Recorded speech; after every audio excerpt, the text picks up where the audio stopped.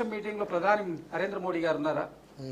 ఇదివరకు ఈ అత్యవసర పరిస్థితుల్లో జరిగినటువంటి ఏటువంటి మీటింగ్స్ అయినా ప్రధానమంత్రి అధ్యక్షతనే జరిగాయి. మరి దీనికి మీరు ఉండకపోవడం కొంత రాజకీయంగా వాడుతూ దేశవ్యాప్తంగా ప్రపంచవ్యాప్తంగా వచ్చినటువంటి విమర్శలు అవి. కాకపోతే సంస్కారవంతమైన పార్టీ, ప్రజాస్వామ్య సూత్రాలు కట్టుబడి ఉన్నటువంటి పార్టీ కాంగ్రెస్ పార్టీ కాబట్టి దాన్ని ఎక్కువ ఎక్స్ప్లాయిట్ చేయడానికి చేయలేదు. అయితే అది పోనీ ఆయన ఒకటే ఒక మాట ఏమన్నారంటే, మీరు ఎక్కడైతే మీటింగ్ పోతే ముందు మీకు ఈ జరుగుతున్న ఇండికేషన్ ఉండబట్టి మీరు పోలేదంటే మీ భద్రతా చర్యల్లో మీకంటే ఏదైతే అధికారులు ఉన్నటువంటి వాళ్ళకి మీరైతే కేర్ తీసుకుంటున్నారో ప్రజల మీద ఆ విధంగా కేర్ చేయలేదని బాధను వ్యక్తం చేశారు. అంతేగాని మీరు మీరు మీరు చేయించిన ఇప్పుడు ఇక్కడ ఎవరో అనలిస్ట్ మాట్లాడినని మీరు అన్నారు. నేను కూడా కేర్ తీసుకోను. అనలిస్ట్ మాట్లాడినట్టుగా మాట్లాడలే. ఆయన ఏమన్నారు, మీకు భద్రతా చర్యలు ముందు హెచ్చరిస్తే ఏ విధంగా అయితే మీరు తీసుకున్నారో అంతకుముందు కూడా ఈ ఇన్సిడెంట్ కంటే ముందు హెచ్చరికలు ఉన్నాయి. దాని మీద ఎందుకు సరిగ్గా స్పందించలేదని సున్నితంగా విమర్శించారు. దాన్ని కూడా మీరు విమర్శించొద్దని ప్రజాస్వామ్యంలో మీరు ఆయన మాట్లాడిన మేము పూర్తిగా ఏ చర్య తీసుకున్నా పూర్తి సహకారం ఉంటుందని మీకు టోటల్గా చెప్పినారు. ఎక్కడ కూడా మీరు మీరు తాజ్ ఇన్సిడెంట్ జరిగినప్పుడు పెద్ద పెద్ద సెలబ్రిటీస్, పెద్ద పెద్ద నాయకులు, ప్రతిపక్ష నాయకులు అసలు ఇది దేశమా, ఈ దేశంలో అసలు ఉన్నదా, అసలు ఉగ్రవాదం పూర్తిగా తాండవిస్తుందని దేశ ప్రజల యొక్క మనోభావాలు దెబ్బతీసే ప్రయత్నం చేశారు. ఇక్కడ ఉన్నటువంటి ఈరోజు మీరే చెప్పిన ఇంతకుముందు ఏమని, పాకిస్తాన్లో సరి అయినటువంటి కోఆర్డినేషన్ లేదని. భారతదేశంలో ఈ కోఆర్డినేషన్ ఉందంటే ఇవాళ కాంగ్రెస్ పార్టీ చేయబట్టే కదండి. కాంగ్రెస్ పార్టీ ఇవాళ దేశం ఒక్కతాటి మీద ఉంది అంటే వేరే స్టాండ్ కాంగ్రెస్ పార్టీ తీసుకుంటే ఒక్కతాటి మీద ఉంటుందా? మీరు ఈ రోజు కూడా జరిగిన చర్య సరిపోదు అని ఉంటుంది. నేను మీరు జరిగినటువంటి ఆపరేషన్ సింధూర్ 9 ప్లేస్లలో చేసినటువంటి దాడితోటి ఇది సంపూర్ణం కాదు. తీవ్రవాదులు ఎవరైతే ఆ ఇన్సిడెంట్ లో పాల్గొని ప్రేరణించిన వాళ్ళు పూర్తిగా వాళ్లకు గుణపాఠం చెందాలి, వాళ్ళకి చెప్పాలి. వాళ్ళు పాకిస్తాన్ నుంచి ఎలాంటి ప్రతీకార చర్య వస్తో చూద్దాం. ఇది యావత్ దేశంలో ఉన్నటువంటి 130 కోట్లు 140 కోట్ల పూర్తి ప్రజలు కోరుకుంటున్న మనోభావం ఇది. దీనికి ప్రతీకగానే కాంగ్రెస్ పార్టీ స్పందించింది.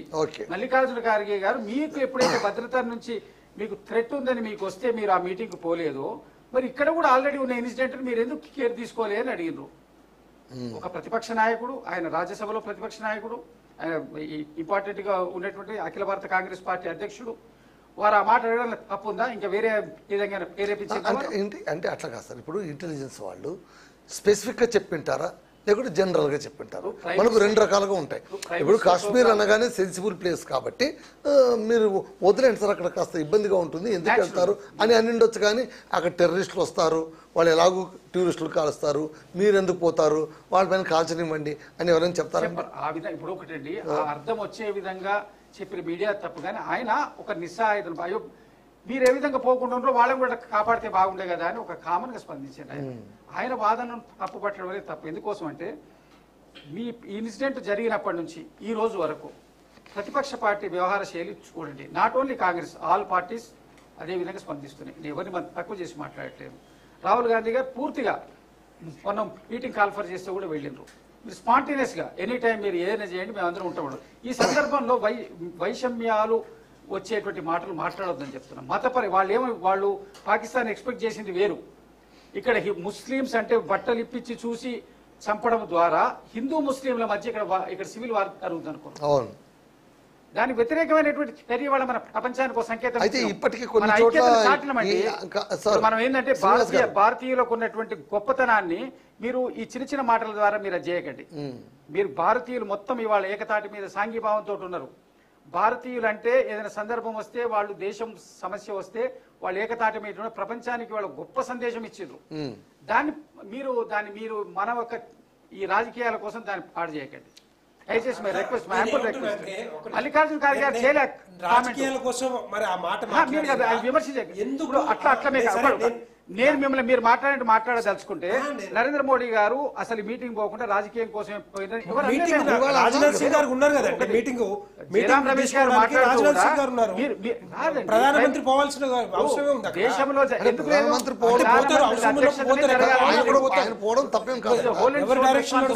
కాదు సార్. ఇప్పుడు మీటింగ్ దేనికి సంబంధించి ఆ ఇంటెన్సిటీ బట్టి కూడా మనం నిర్ణయించుకోవచ్చు కదా. బీహార్ ఇప్పుడు లో దేశానికి అభివృద్ధి కార్యక్రమాలు, సంబంధించి ఒక అభివృద్ధి యుద్ధానికి కార్యక్రమాలు ఇప్పుడు సంబంధించి ఎవరి హయాంలో జరుగుతా ఉంది ఇది?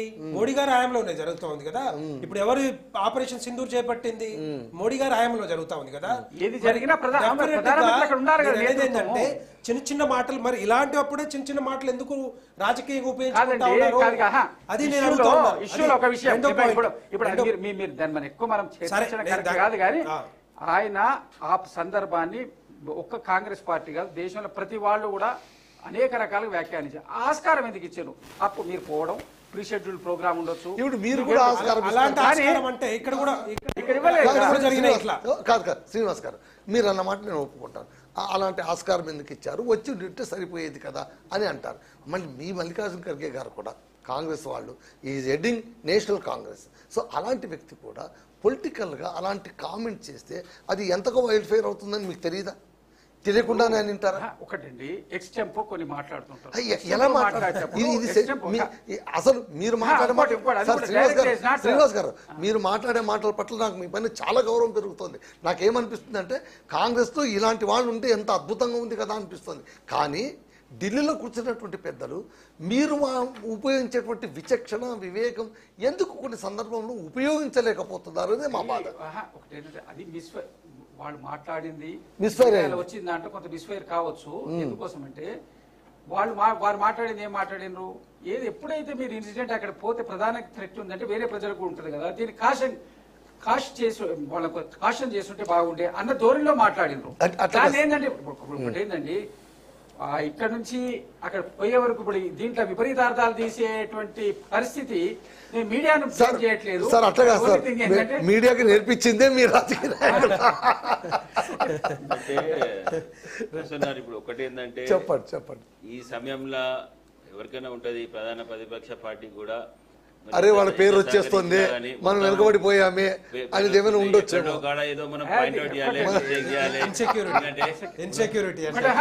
మీరు ఆ మాట అంటే మీరు మీ యొక్క ఫేమ్ కోసమే ఇది చేస్తుండ్రా అన్న మాట వస్తుంది. అది మీరు ముందు ఆ విమర్శకు మీరు తావివ్వకండి. ఆల్రెడీ ప్రజల్లో పెట్టిండ్రు. ఇప్పుడు మేము క్లెయిమ్ చేస్తున్నాం అన్న మాట లేదు. ఆటోమేటిక్ ఇప్పుడు ఎవరు ఒక చేస్తారో ఒక చిన్న సందేహం, ఇప్పుడు క్రెడిట్ ఎంత వస్తుందని ఆశిస్తుండ్రో, ఏమైనా దెబ్బతింటే దాని యొక్క రియాక్షన్ కూడా అంతకంటే ఎక్కువ వస్తుంది. ఇవాళ 15 రోజులు కాదు, నేనేం చెప్తున్నా, ఇప్పుడు గనక ఏమైనా తీవ్రమైన దాడులు వాళ్ళు చేసి సరిగ్గా సమాధానం మనం చెప్పలేకపోతే దాని పరువు కూడా ప్రభుత్వమే మోయాల్సి వస్తుంది. జాతికి మొత్తం విపత్తు అయినా ప్రభుత్వం మీద పూర్తి, ప్రభుత్వంలో ఉన్న అధికార పార్టీ మీద ఎక్కువ ఉంటుంది ఎఫెక్ట్. కాబట్టి మీరు దాన్ని ఆ కోణంలో మాకే లాభం వస్తుంది, మేమేదో గెయిన్ చేస్తున్నాం, తర్వాత యుద్ధం కానీ ఒక శాంతి పాత్ర దాన్ని మీరు ఏ విధంగా చేసుకోండి. వద్దంటే ఒకటేనండి, ఏ కార్యక్రమం చేసినా దాన్ని నేతృత్వం వహించినటువంటి వాళ్లకు అడ్వాంటేజ్ డిసడ్వాంటేజెస్ ఉంటాయి. మీరు after completing of this nation మీరు టోటల్ అయిపోయి ప్రశాంతత వచ్చి మనం సుస్థిరమైనాక దాన్ని ఎన్కరేజ్ చేసుకుంటారో, దాంట్లో పొరపాట్లు ఉంటే మేము ఎత్తి చూపుతామో ప్రజాక్షేత్రంలో మనం చూసుకుందాం. అంటే ఇదే నేమంటున్నా, దయచేసి ఈ సందర్భాన్ని దానికి తావి ఇవ్వకండి ఎవరు. అంటే ఇప్పుడు మీరు అడ్వాంటేజ్ తీసుకుందాం అనుకుంటే పొలిటికల్ గా మెచ్యూర్డ్ అయినటువంటి లీడర్స్ ఉంటారు, మెచ్యూర్డ్